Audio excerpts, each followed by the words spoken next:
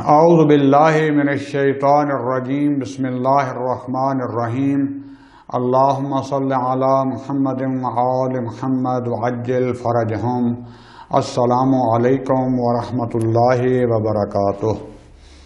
ہماری بحث چل رہی تھی حسن و قبح عقلی کے بارے میں، اور حسن و قبح عقلی سے مراد کیا ہے اور اس میں کون سا موضوع یا ملاک باعث نزاع ہے، وہ میں نے آپ کے سامنے اس کی توضیح پیش کی کہ ہمارا اصل موضوع یہ ہے کہ جب بھی کوئی عاقل عالم باشعور اپنی اختیار اور مرضی سے کوئی فعل انجام دیتا ہے تو عقل مستقلاً اس کے فعل کی یا مدح کرتا ہے یا ذم کرتا ہے، یا عقل کے نزدیک یہ فعل اچھا ہوتا ہے بغیر شر دین کوئی بھی معاشرہ ملت قوم اس کو سب کو ایک دفعہ جدا کرتے ہوئے عقل اور ہم عقل بعض چیزوں کو قبیح سمجھتا ہے اور بعض چیزوں کو حسن سمجھتا ہے۔ یہ اصل میں ہماری بحث ہے، اور پھر اس میں بحث یہاں پر آ جائے گی کہ خدا بند عالم نے جو بھی احکام ہم پر واجب کیے ہیں عین عقل کے مطابق ہیں، البتہ یہ سارے مانتے ہیں، سنت بھی مانتے ہیں، لیکن اس میں کچھ میں اشارہ کر چکا ہوں، کچھ بعد میں بحث آئیں گی کہ جن کی بنیاد یہ حسن و قبح عقلی یا شرعی ہے، لہذا عدلیہ ہیں وہ ان کا نظریہ ہے کہ حسن و قبح عقلی کے قائل ہیں کہ ہمارا عقل بعض احکام بعض اشیاء بعض امور کے اچھا یا برا ہونے حسن یا کبھی ہونے پر حکم لگاتا ہے، جبکہ اشاعرہ ہیں وہ کہتے تھے کہ نہیں، ہمارے عقل اصل سمجھ ہی نہیں سکتا، جو کچھ خداوند عالم کہتا ہے صحیح ہے وہ حسن ہے، اور جو کچھ کہتا ہے غلط ہے وہ کبھی ہے۔ تو سب سے پہلے حسن و قبح عقلی کے جو موافق ہیں ماننے والے ہیں اس نظریے کی بنیاد کو، میں ان کے دلائل پیش کرتا ہوں۔ دلائل تو زیادہ ہیں، لیکن ہم یہاں پر بالکل مختصر انداز میں 2 دلیلیں پیش کریں گے۔ اگر کوئی تفصیل سے پڑھنا چاہے تو وہ جو جلد اول کتاب الالہیات ہے، یعنی 4 جلدی آیت اللہ جعفر سبحانی کی، یہ جو سامنے مرکز و محور قرار دی ہوئی ہے، یہ 1 جلدی یعنی 4 جلدوں کا خلاصہ ہے، مختصر کیا گیا ہے۔ باقی وہ 4 جلدی اس میں تفصیل سے ان کی ساری ادلہ اس میں پیش کی گئی ہیں۔ تو اس میں سب سے پہلے میں دلیل پہلی اس میں پیش کروں گا کہ یہ تقریباً محقق طوسی نے حسن و قبح عقلی کے اس بات کے لیے یہ دلیل پیش کی ہے، اور حسن و قبح شرعی کے رد میں کشف المراد میں صفحہ 418 پر محقق طوسی وہ ایسے بیان کرتے ہیں، کہتے ہیں کہ اگر حسن اور قبح اشیاء کا حسن و قبح جو ملا کر ہم نے بیان کیا ہے وہ شریعت کے ذریعے ثابت ہو بطور مطلق، یعنی شرعی بھی اور عقلی بھی، یہ منتفی اور غیر قابل اس بات ہے۔ دوبارہ میں بیان کرتا ہوں، جناب محقق طوسی کہتے ہیں، خواجہ طوسی علیہ الرحمہ، وہ کہتے ہیں کہ اگر اشاعرہ کا نظریہ مان لیا جائے کہ حسن اور قبح شرعی ہے تو پھر نہ حسن و قبح شرعی ثابت ہوتا ہے نہ حسن اور قبح عقلی ثابت ہوتا ہے، دونوں ہی منتفی ہوں گے۔ لیکن اگر حسن اور قبح عقلی ثابت ہو جائے تو پھر حسن و قبح شرعی بھی ثابت ہو جاتا ہے۔ کیسے؟ اس کی توضیح کیا ہے، تفصیل کیا ہے؟ وہ فرماتے ہیں کہ اگر حسن اور قبح عقلی کو ہم عقل کا حکم سمجھیں، یعنی ہم یہ سمجھیں کہ ہمارا عقل بعض چیزوں کے حسن یا قبح کا حکم لگا سکتا ہے، اور ہم یہ مان جائیں کہ ہمارا عقل وہ سمجھتا ہے کہ سچ یعنی صدق راست گوئی یہ حسن ہے، جھوٹ بولنا وہ کبھی ہے، یہ چاہے شریعت کہے یا نہ کہے، لیکن ہمارا عقل اس کا حکم لگاتا ہے کہ جھوٹ اور کذب کبھی ہے، صدق اور راستی سچ بولنا یہ حسن ہے۔ تو پھر جو شارع مقدس حکم کرے گا جس چیز کے حسن ہونے کا اور جس چیز کے کبھی ہونے کا، تو پھر وہ بھی ثابت ہو جائے گی۔ یعنی ہمارے لیے پھر کلیئر ہو جائے گا کہ جو کچھ بھی شارع نے خبر دی ہے، ہمیں بتایا ہے کہ مثلا یہ چیز کبھی ہے، یہ چیز حسن ہے، پھر یہ چیز حل ہے، کیونکہ پہلے ہمارا عقل جو ہے وہ بعض چیزوں کو سمجھتا ہے کہ جھوٹ اور کذب غلط ہے، کبھی ہے، اور راست گوئی یا سچ بولنا صدق یہ ٹھیک ہے۔ اب شارع جب ہمیں خبر دے گا کہ فلاں چیز کبھی ہے اور فلاں چیز حسن ہے، تو پھر ہمیں جو ہے یقین ہو جائے گا شارع کی خبر کا۔ کیوں؟ کیونکہ عقل پہلے حکم کرتی ہے کہ کیونکہ کذب یعنی جھوٹ کبھی ہے اور شارع کبھی جھوٹ نہیں بول سکتا۔ ہم خداوند عالم کو قرآن کی وجہ سے پہلے نہیں مان لیتے، بلکہ پہلے ہمارے لیے اس لیے خدا نے رسول خدا صلی اللہ علیہ وسلم کو معجزات دے کر بھیجا، کار خارق العادہ جو کوئی انسان اور بشر نہیں انجام دے سکتا۔ ہم معجزات کو دیکھ کر اور پھر عقلی دلیل سے ثابت کرتے ہیں کہ یہ واقعہ اللہ کا رسول ہے، پھر قرآن پر ایمان لاتے ہیں اور پھر اس کو ایمان۔ اس طریقے سے خداوند عالم جو ہے اس کی اکثر سے پہلے ہم خدا کو خدا ثابت ہوتا ہے عقلی طور پر، پھر اس کی صفات اور اس کا قرآن اور اس کی طرف آتے ہیں۔ لہذا پہلے ہماری عقل جو ہے یہ ثابت کرتی ہے کہ شارع جھوٹ نہیں بول سکتا، شارع کے لیے جھوٹ بولنا کبھی ہے، کیونکہ جھوٹ بولنا کبھی ہے، لہذا شارع بھی جھوٹ بول نہیں سکتا۔ سادہ الفاظ سے شارع کو ہٹا دوں، یعنی ہم ثابت کرتے ہیں کہ خداوند عالم یا اس کا نبی یہ جھوٹ نہیں بول سکتے۔ کیوں جھوٹ نہیں بول سکتے؟ کیونکہ جھوٹ بولنا کبھی ہے، غلط کام ہے، اور شارع جو ہے نبی یا خداوند عالم جو ہیں یہ کبھی بھی کبھی کام انجام نہیں دے سکتے۔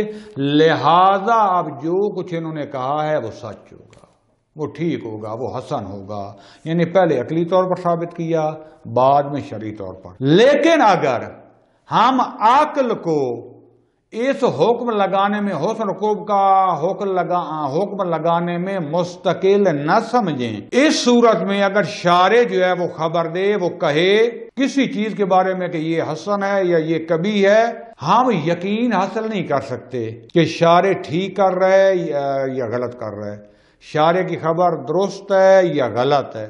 کیوں؟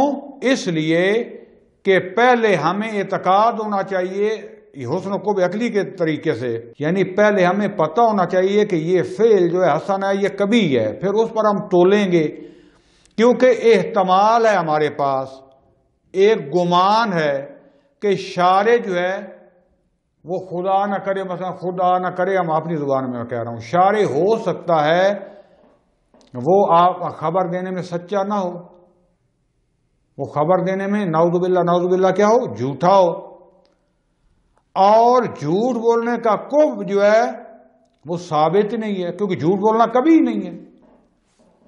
میں پھر ٹھہر کے سادہ الفاظ میں بیان کروں، جو کہتے ہیں کہ عقل حسن اور کفر کو درک نہیں کر سکتا، اس صورت میں مثلا نعوذ باللہ ہم کہیں گے کہ جو کچھ خداوند عالم نے بھیجا ہے شاید غلط ہو شاید ٹھیک ہو، ضروری نہیں کہ سارا سچ ہو۔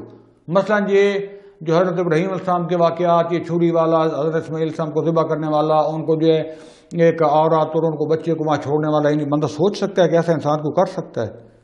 ہو سکتا ہے اللہ نے ایسے ہی کہا ہو۔ آپ اس کو جو ہے جو ہم خدا نہ خاصا یہ کوئی بندہ بھی خدا کے اوپر یہ بہتان لگائے، نعوذ باللہ ثم نعوذ باللہ، مثال سمجھانے کے لیے کہہ رہا ہوں کہ اگر جو ہے کوئی کہہ دے کہ خدا نے جو ہے غلط کہا ہے، ٹھیک نہیں کہا، نعوذ باللہ تعالی اللہ عنہ ذالک، خدا ہر اس نقص سے بلند و بالا ہے، تو اس صورت میں آپ پکڑ نہیں سکتے کسی کو، کہیں آپ نہیں کہہ سکتے تم کیوں کہہ رہے ہو، وہ کہے گا بھائی جھوٹ بولنا تو کبھی نہیں ہے، ہمارا عقل جو ہے وہ نہیں کہتا کہ جھوٹ بولنا، نہ کبھی کہتا ہے نہ سچ، ہماری عقل درک نہیں کر سکتی، بہرحال جو خدا کرتا ہے وہ ٹھیک ہے، چاہے وہ جھوٹ بولے چاہے وہ سچ بولے، آپ کبھی تسلیم نہیں کریں گے خدا نعوذ باللہ ثم نعوذ باللہ جھوٹ بولتا ہے۔ یہ کہے گا کہاں سے آپ کہہ رہے ہو، جب ہمارا عقل کہتا ہے کہ جھوٹ کبھی ہی نہیں ہے، جھوٹ کے کفر کو ہماری عقل درک ہی نہیں کرتی، پس پھر جو خدا نے کہہ دیا چاہے نعوذ باللہ جھوٹ بولے چاہے سچ بولے پھر ٹھیک ہے، تو آپ کہیں گے نہیں۔ لہذا پہلے ہمیں ثابت کرنا پڑے گا کہ جھوٹ بولنا، کذب جو ہے یہ کبھی ہے، اور پھر عقلاً ثابت کریں گے خدا بند عالم جھوٹ، کذب اور ہر کبھی کام سے مبرہ ہے۔ پھر ثابت کریں گے کہ جو کچھ وہ کہتا ہے خدا، وہ کیا ہے؟ وہ راست ہے، ٹھیک ہے۔ لہذا پہلے آپ کو حسن اور قوب عقلی کو ماننا پڑے گا۔ اور اگر آپ کہتے ہیں کہ نہیں بھائی ہمیں خدا نے بتایا ہے کہ خدا بند عالم جھوٹ نہیں بولتا، تو کہیں گے یہ دور ہے۔ کیسے پتا خدا جھوٹ نہیں بولتا؟ کیونکہ خدا نے کہا ہے۔ خدا نے کیوں کہا ہے؟ یہ خدا نے کیوں کہا ہے کہ خدا جھوٹ نہیں بولتا؟ کیونکہ خدا نے کہا ہے۔ خدا نے کیوں کہا ہے؟ کیونکہ وہ جھوٹ نہیں بولتا۔ دو قضیے۔ یہ خدا جھوٹ نہیں بولتا کیوں؟ آپ جواب دیں گے کیونکہ خود خدا نے کہا ہے۔ بھائی خدا نے کیوں کہا ہے؟ کیونکہ خدا سچا ہے۔ پھر سوال ہوگا خدا کیسے معلوم سچا ہے؟ کیونکہ خدا نے کہا۔ اس کو کہتے ہیں دور۔ پہلے دور کی میں بیان کر چکا ہوں حقیقت کیا ہوتا ہے کہ دو چیزیں، مثلا یہ اس کا باپ ہے، یہ اس کا بیٹا ہے، پھر یہ اس کا باپ ہے، یہ اس کا بیٹا۔ یہ نہیں ہو سکتا کہ مثلا یہ مختار اس شخص، مثلا محمد علی جو میرا بیٹا ہے، اس کا باپ بھی ہو اور اس کا بیٹا بھی ہو۔ نہیں، ایک ہو سکتا ہے، وہ میرا باپ اور ہے سید نفیس الرضا، خدا ان کو ہری کی رحمت کرے، اور باقی تمام کے والدین کو بھی دنیا سے چلے گئے ہیں یا زندہ، ان پر بھی رحمت کرے۔ میرا باپ وہ ہے، یہ میرا بیٹا میرا باپ نہیں بن سکتا۔ یہاں کیا ہوتا ہے؟ یعنی ایک چیز دوسرے کی علت ہو اور وہ اس کی علت ہو، یہ دور محال ہے۔ لہذا کیا نتیجہ کیا نکلا ابھی تک کی بحث کا؟ کیونکہ یہ ذرا دقیق بحث تھی، علمی، اس لیے میں بڑی آرام اور آسانی سے اس کو سمجھا رہا ہوں۔ دوبارہ سادہ طور پر بیان کرتا ہوں کہ خواجہ طوسی کہتے ہیں رحمہ، اور حقیقت بھی یہ ہے کہ اگر حسن و قوب عقلی ثابت نہ ہو تو پھر حسن و قوب شرعی اور عقلی دونوں ثابت نہیں ہو سکتے۔ کیسے؟ اس کی سادہ سا یہ ہے کہ ہم عقل کے ذریعے پہچانتے ہیں پہلے کہ جھوٹ بولنا یہ کبھی ہے۔ یہ ہماری عقل، کوئی بھی انسان چاہے دیندار ہو چاہے بے دین ہو، عقلی طور پر وہ مانے گا کہ غلط کام غلط ہے۔ عقل کہتی ہے کہ جھوٹ بولنا غلط ہے۔ جب یہ ثابت ہو جائے تو اب خدا بند عالم جو ہے اس کی بھی ہر بات ہماری ثابت ہو جائے گی کہ خدا نے کہا ہے کہ جھوٹ بولنا کیا ہے؟ کبھی ہے۔ ہم کہیں گے ٹھیک ہے، خدا نے جو کہا ہے ہم کہیں گے خدا سچ کہہ رہا ہے۔ کیوں؟ پہلے کہیں گے کہ صدق کیا ہے؟ جیسے جھوٹ کبھی ہے نا، صدق سچ بولنا یہ کیا حسن ہے؟ کیونکہ حسن ہے، لہذا خدا بند عالم کبھی کام نہیں کرتا۔ پہلے ہمارا عقل جانتا ہے خدا حسن کام کرتا ہے، لہذا جو کچھ خدا نے کہا ہے وہ سچ ہے۔ اگر یہ عقلی طور پر ثابت نہ ہو تو پھر احتمال دیا جا سکتا ہے خدا نے جو کچھ بھی ہمیں حکم دیا ہے، جو کچھ بھی مثلا بیان کیے ہیں واقعات، ہو سکتا ہے وہ سچے ہوں، ہو سکتا ہے وہ جھوٹے ہوں۔ کیوں آپ پوچھیں گے؟ کیونکہ ہمارے نزدیک جو ہے سچ اور جھوٹ ہمیں تو پتہ ہی نہیں ہے، حسن ہے یہ کبھی ہے۔ جو خدا کرے گا، خدا نعوذ باللہ اگر کہے جھوٹ بولو تو پھر جھوٹ بھی، اور کہیں گے پھر خدا خود بھی نعوذ باللہ جھوٹ بول رہا ہے، اور اگر خدا جھوٹ بولے تو پھر ہم اعتقاد ختم ہو جائے گا کہ جو جھوٹ بولتا ہے وہ خدا نہیں ہو سکتا۔ پھر خدا کا سارا دین سچا نہیں ہے کیونکہ اس نے جھوٹ بولا ہے۔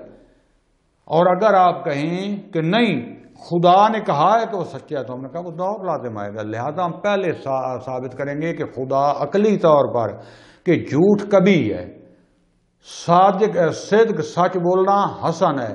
پھر ثابت کریں گے خدا بند عالم کبھی کام نہیں کرتا۔ کیوں نہیں کرتا؟ مثلا خدا جھوٹ نہیں بولتا۔ کیوں جھوٹ نہیں بولتا؟ کیونکہ جھوٹ بولنا کبھی ہے اور خدا کبھی کام نہیں کرتا۔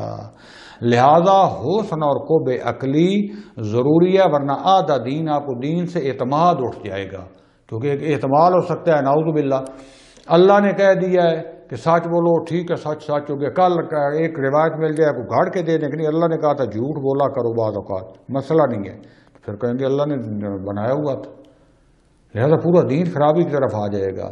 لہذا حسن و قوب عقلی جب تک نہیں مانیں گے دین آپ کے لیے ثابت نہیں ہوگا۔ اس کے بعد دوسری دلیل جو ہے وہ علامہ حلی علیہ الرحمہ جو ہے انہوں نے بیان کی ہے۔ وہ فرماتے ہیں کہ اگر حسن و قبح جو ہے فقط دلیل سمعی کے اعتبار سے ہو، یعنی قرآن یا حدیث میں کہا ہے کہ یہ جھوٹ بولنا گناہ ہے، سچ بولنا جو ہے وہ ثواب ہے، یا جو کچھ بھی اس نے حکم دی ہے، اگر حسن و قبح جو ہے وہ فقط شرعی ہو تو پھر جو کچھ بھی خداوند عالم سے صادر ہو وہ حسن ہی ہوگا۔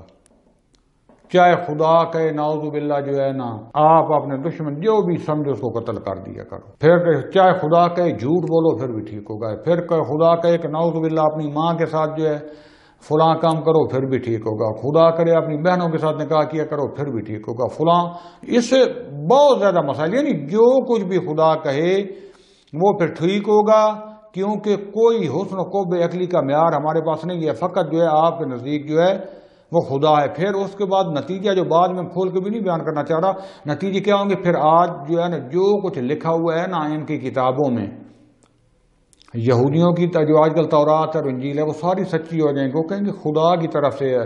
ہم کیسے ثابت کرتے ہیں؟ ہم کہتے ہیں کہ یہ جو مطلب شراب پینا، یہ نعوذ باللہ فلاں نبی کا فلاں اپنے وزیر کی بیوی کے ساتھ زنا کرنا، ثم نعوذ باللہ، اس کے بعد جو ہے نبی کا ننگا ہونا، فلاں کا خدا کے ساتھ کشتی لڑنا، سارے خرافات ہیں۔ خدا وہ کہیں گے نہیں خداوند عالم کی طرف سے آئیں گے۔ آپ کیا کہیں گے؟ غلط کہیں گے۔ آپ کے پاس کیا قاعدہ ہے؟ غلط آپ کون ہوتے حکم لگانے والے؟ خدا نے کہہ دی ہے ٹھیک ہے، خدا کے نبی نے کی ہے ٹھیک ہے۔ تو لہذا جو کچھ بھی خداوند عالم سے پھر صادر ہوگا، یعنی آپ کے لیے ثابت ہو نہ ہو، بس ہو جائے خدا سے ہو گیا، اس کو وہ خدا کے لیے کبھی نہیں ہوگا، خدا کے لیے کوئی کام بھی کبھی نہیں ہوگا۔ پھر وہی اشعرا والا اور مبنا آ جائے گا کہ نعوذ باللہ خدا کسی نبی کو جہنم میں پھینک دے اور کسی فاسق فاجر فرعون کو جنت میں بھیج دے۔ خدا کے لیے کوئی قباحت نہیں ہے اس میں، کیونکہ جو چاہے خدا کرے۔ یہ مسائل بعد میں پڑتے، اسی لیے اہل سنت جی کہتے ہیں خدا کر سکتے ہیں، ہم کہتے ہیں نہیں کر سکتے، ہم بس خدا پر حکم نہیں لگاتے، یعنی خود خدا کہتا ہے میں یہ نہیں کروں گا، یہ بعد میں بحث ہوگی۔ تو پھر کیا خدا سے کوئی کام بھی جو ہے کبھی نہیں ہوگا جو کچھ وہ چاہے کرے۔ کیوں؟ شر جو ہے بیان کرنے سے پہلے کسی چیز کا بھی حسن اور قبح ہمارے لیے ثابت نہیں ہوا، جیسا کہ پہلی دلیل میں ہم کہہ چکے ہیں۔ تو اس صورت میں کیا ہوگا؟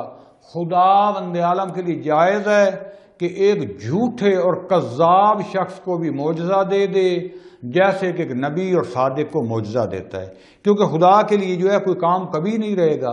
جب خدا کے لیے کبھی نہیں رہے گا تو ممکن ہے کہ خداوند عالم جس طریقے سے نبی کو معجزہ دیتا ہے اپنی نبوت کو ثابت کرنے کے لیے، کذاب کو بھی، جھوٹے آدمی کو بھی جو جھوٹا نبوت کا دعویٰ کر رہا ہے اس کو بھی خداوند عالم معجزہ دے دے۔ یہ کوئی کام کبھی نہیں ہوگا۔ تو اگر یہ کام کبھی نہیں ہوگا تو پھر ہم نبی کو کیسے پہچانیں گے؟ نبوت کی شناخت کا کون سا رستہ ہمارے پاس بچے گا؟ ہم کیسا کہیں گے کہ یہ دروغگو ہے، نبی کا فقط دعویٰ کر رہا ہے، اور یہ واقعاً حقیقی نبی ہے؟ کیونکہ معجزہ تو اس کے پاس بھی ہے، اس کے پاس بھی ہے، اور دونوں کو معجزہ دینا آپ کے نزدیک کوئی کبھی نہیں ہے، کیونکہ ہمارا عقل جو ہے، آپ نہیں کہیں گے کہ نہیں بابا عقل جو ہے نہیں، کہ جو خدا کرے وہ ٹھیک ہے، آپ کے نزدیک کوئی کبھی ہے بھی نہیں۔ تو اس کے ذریعے کیا ہو جائے گا؟ معرفت کا دروازہ ہی بند ہو جائے گا، دین کی معرفت، کیا حقیقت کی معرفت کا دروازہ بھی بند ہو جائے گا، اور اس کے بعد ہم نبی کی تصدیق نہیں کر سکیں گے، جھوٹے اور سچے کی جو ہے کیا ہم کوئی تصدیق نہیں کر سکیں گے، کوئی پہچان نہیں کر سکیں گے۔ کیوں؟ کیونکہ معجزہ جو ہے چاہے وہ مدعی جو ہے جھوٹ بولنے والا نبوت کا، اس کو بھی جائز اور ممکن ہے۔ لہذا عقل حسن و قبح شرعی کا یہ نقصان ہے۔ اگر حسن و قبح عقلی نہ ہو تو کیا خدا جو چاہے کرے، کیونکہ خدا کے لیے کوئی کبھی نہیں ہے۔ پھر ممکن ہے خداوند عالم جیسے سچے نبی کو بھی معجزہ دے رہا ہے، جھوٹے نبوت کا دعویٰ کرنے والا اس کو بھی دے دے، معرفت کا دروازہ بند ہو جائے گا۔ آپ یہ نہیں کہہ سکیں گے خدا نے کیوں کیا، خدا جو چاہے کرے، کوئی آپ کے پاس معیار ہی نہیں ہے۔ لہذا پہلے ہمارے لیے عقلاً ثابت ہونا پڑے گا کہ جھوٹے نبی کو یعنی نعوذ باللہ جھوٹا دعویٰ کرنا، جھوٹا دعویٰ کرنے والا نبوت کا، اللہ اس کو کبھی معجزہ نہیں دے سکتا۔ کیوں نہیں دے سکتا؟ عقلاً کبھی ہے کہ خدا جھوٹے کو جو ہے دے، اور اگر عقلاً کبھی نہ ہو تو پھر شناخت اور معرفت کا اور دین کا دروازہ ہی بند ہو جائے گا، جو کچھ اس میں پھر ٹھونسے رکھیں۔ آج بھی ہم جو ہے اکثر آ کر بعض حدیث کی ہم دیکھتے ہیں سند بھی ٹھیک ہوتی ہے، لیکن جب اس کا مضمون دیکھتے ہیں کہتے ہیں یہ قرآن کے خلاف ہے، اصلاً عقل کے خلاف ہے کہ خدا بند عالم نے آ کر کسی انسان کے کسی نبی کے ساتھ کشتی کی ہو، اور آخر میں جو نبی جیت گیا، خدا بیچارہ ہار گیا، نعوذ باللہ۔ ایک جگہ پہ جو ہے پتھر اٹھا کر جو ہے کپڑے نبی پاک کے بھاگ رہے ہوں گے، اور پیچھے پیچھے نبی ننگا بھاگ رہا ہوگا، لوگ دیکھیں گے ہو اچھا اچھا پتہ چل گیا، خدا دکھانا چاہتا تھا کہ اس کو فلاں بیماری نہیں ہے۔ یہ ہمارے برادران کی جو ہے کتابیں بھری پڑی ہیں نا، اور اسی لیے یہ آپ دیکھیں یہ جو کبھی ترین کتابیں رنگیلا رسول، آیات شیطانی، دا لائف آف محمد، اور جتنی یہ غلط قسم کی رسول خدا صلی اللہ علیہ وسلم کی توہین آمیز، ان کی اہانت کے لیے یہ جو فلمیں بنائی گئی ہیں، جن کو آج یہ کافر اور واجب القتل اور مشرک کہہ رہے ہیں، یہ ساری آپ برادران کی کتابوں سے لی ہیں، کیونکہ آپ حسن کو بے عقلی کے قائل نہیں ہیں، اور ساری چیزیں لکھ دی چپ کر کے اس میں، جو یہودی اور عیسائی مسلمان ہوتے گئے بیان کرتے گئے، رسول نے یہ کہا تھا، ٹھونس دی، اہل بیت سے نہیں لی، 5-7 حدیثیں لے کے چھوڑ دیا، ان سے ہر حدیثیں لے کے کتابیں بھر دی۔ تو ثانی حدیث کبھی کبھی خدا خوف کریں خدا کا، انسان سوچتا ہے بھی رکھ لی کیا ہو رہا ہے، کون سا خدا کا دین ہم لے رہے ہیں، کون سی ضد پر ڈٹے ہوئے ہیں، آج بھی بیٹھ کے کم از کم وہ شیعہ مکتب اہل بیت کی طرف نہ ہو، ان حدیثوں کو نکال دو، کہہ دو قرآن یہ جھوٹی اور حدیثیں۔ رسول خدا صلی اللہ علیہ وسلم اپنی جو بیوی کو اٹھا کر کبھی حبشیوں کے ڈانس دکھا رہے ہیں، کبھی فلاں دیکھ رہے ہیں، توہین نہیں ہے رسالت کی، ان کو سزائے موت ہونی چاہیے تھی، اور ان کے ماننے والوں کو سزائے موت ہونی چاہیے تھی قانون میں، لیکن ہم خاموش ہیں۔ ٹھیک ہے، عقل صاحب کے سامنے دیکھیں، اس طرف نہیں آتے۔ جتنی تو ہونے آج تک کوئی شیعہ کی کتاب سے بھی ایسی کوئی حدیث نکلی ہے، ہم یہ نہیں کہتے کہ شیعہ کی حدیث میں جو ہے ضعیف نہیں ہے، کافی، ہم ان کو رد کرتے ہیں، لیکن اس طرح کی توہین امیز نہیں ہے، کیونکہ ہم حسن و بے عقلی کے قائل ہیں، ایسی کبھی چیزیں نہیں لے کر آئے، ادھر جو آتا گیا ٹھونستے گیا۔ بہرحال اچھا، پھر جو ہے یہ واضح ہے کہ یہ بہتان ہے، اس کے باوجود جو ہے فضل ابن روزبہان اشری مسئلہ کا جو ہے وہ اس کا پھر جواب لکھتا ہے، کہتا ہے کہ حسن کو جو ہے نا خدا بند عالم جو ہے جھوٹے نبوت کا جو جھوٹا دعوت کرنے والا ہے اس کو معجزہ نہیں دیتا، اور اصلی نبی کو معجزہ دیتا ہے۔ یہ عقلاً محال نہیں ہے بلکہ محال عادی ہے، یعنی خدا کی سنت اس پر چلتی آ رہی ہے کہ خدا بند عالم نے آج تک کسی جھوٹے کو یا جھوٹا دعویٰ کرنے والا نبوت اس کو معجزہ نہیں دیا۔ یہ محال ذاتی نہیں ہے، محال عادی ہے، یعنی خدا بند عالم کی عادت ہے کہ اس نے آج تک، خدا بند عالم کی سنت یہ ہے کہ اس نے آج تک جو ہے وہ جھوٹے جو ہے دعویٰ کرنے والے کو خدا نے معجزہ نہیں دیا، ورنہ وہ دے سکتا ہے لیکن دیا نہیں۔ تو اس پر بھی جو ہے اعتراض ہوتا ہے کہ آپ کو مولانا جناب فضل ابن روزبہان صاحب، آپ کو اس عادت کا پتہ کہاں سے چلا کہ خدا بند عالم جھوٹا دعویٰ کرنے والے کو معجزہ نہیں دیتا اور اس کی تصدیق نہیں کرتا؟ اگر ایسی عادت ہے تو چلو ہم تک تو پتہ چل گیا، لیکن جو حضرت نوح علیہ السلام جو ہے اور اس سے پہلے جو نبی آئے ہیں یا اس کے بعد جو نبی آئے ہیں، اس وقت تو ابھی عادت ہی نہیں بنی تھی۔ ہمیں تو عادت کہاں سے پتہ چلتا ہے؟ تکرار سے، مثلا 20 25 30 مشاہدہ کیا، 40 50 کا 100 کا 1,24,000 پیغمبر آئے ہیں نا، دیکھا کہ خدا بند عالم نے کسی کو بھی جھوٹے کو نہیں دیا، سب سچوں کو معجزہ دیا ہے، تو مسئلہ نہیں ہے، چلو ہمارے لیے تو ہو گیا۔ جو پہلے گزرے تھے ان کے پاس تو عادت ہی نہیں تھی، وہاں تو چند جو نبی آئے تھے وہاں تو بھی عادت نہیں بنی تھی، تو اس وقت تو ان کو کہاں سے پتہ چل گیا؟ یہ اللہ کی عادت ہے۔ لہذا حقیقت یہ ہے کہ خدا بند عالم جو ہے پہلے ہمیں عقلاً ثابت کرنا پڑے گا کہ جھوٹ کبھی ہے اور صدق حسن ہے، اس کے بعد پھر ہم حکم لگائیں گے کہ خدا بند عالم جو ہے وہ کبھی کام نہیں کر سکتا، ورنہ اگر یہ ثابت نہ ہو تو نہ دین کا اعتماد رہے گا نہ شریعت کا اعتماد رہے گا۔ پھر دین میں جو کوئی ٹھونستے ہیں، جو حدیثیں بنا کے چلاتے ہیں، کہیں گے اس کی سند ٹھیک ہے، سند ٹھیک کرنے جب حکومتیں ان کو بنو امیہ کی تھی، ان کو سند جو ہے بناتے ہوئے کون سی دیر لگتی تھی؟ آج شجرے بن جاتے ہیں، ابھی بیٹھ کے بن جاتے ہیں، تو سندیں بننے میں سے کون سی دیر لگتی تھی؟ بنائی لوگوں نے، فلاں نے کہا اس وقت تو نہ سوشل میڈیا ہوتا تھا نہ موبائل ہوتا تھا، فون کر کے پوچھ لیں ہاں بھائی تو نے حدیث بیان کی ہے، یہ لکھ دیتا تھا مجھ سے فلاں. لہذا ہمارے ہاں جو ہے برادران کے سب سے زیادہ جو ہے جناب ابو ہریرہ سے روایتیں ہیں، جس نے رسول خدا کو بات کرتے ہیں صرف 2 سال دیکھا ہے، وہ بھی بچپن میں. ابو ہریرہ نام کیا ہے کہ بلیوں سے کھیلتے تھے، بلیاں رکھی تھی، بچے تھے، کہ رسول خدا صلی اللہ علیہ وسلم کو صرف دیکھ لیا. بعض کہتے ہیں کہ 2 سال بھی نہیں، بالکل 1-2 ملاقاتیں ہیں، لیکن بہرحال چلو ہم حسن ظن رکھتے ہیں کہ 2 سال جو ہے بچپن میں دیکھا ہوگا. سب سے زیادہ حدیثیں ان کی آئی. کعب ابن احبار جو کہ یہودی تھے، ان کا ذرا تحقیق کریں کب جو ہے وہ مسلمان ہو رہے ہیں اور کتنی حدیثیں ان کی ٹھانسی ہوئی. بہرحال ہمیں اعتراض نہیں ہے، یہ فقط علمی جو ہے نقطہ نظر ہے. ہم اس بات تک پہنچے، نہیں سمجھ آئی تو بسم اللہ، خدا حافظ. اگر آ گئی ہے تو کم از کم اس پر غور و فکر تمام کریں، ورنہ دین خدا تباہ ہو جائے گا. اس کے بعد کل خدا نے انشاءاللہ توفیق دی تو میں جو ہے جو حسن و قوہ شرعی کے قائل ہیں، جو حسن و قوہ عقلی کو نہیں مانتے یعنی اشاعرہ یا باقی ان کے ماننے والے، ان کے انشاءاللہ دلائل اور ان کے جواب بیان کروں گا. صلی اللہ علی رسول الکریم وعلی اولاد الطیبین الطاہرین والحمد للہ رب العالمین. والسلام علیکم ورحمۃ اللہ وبرکاتہ.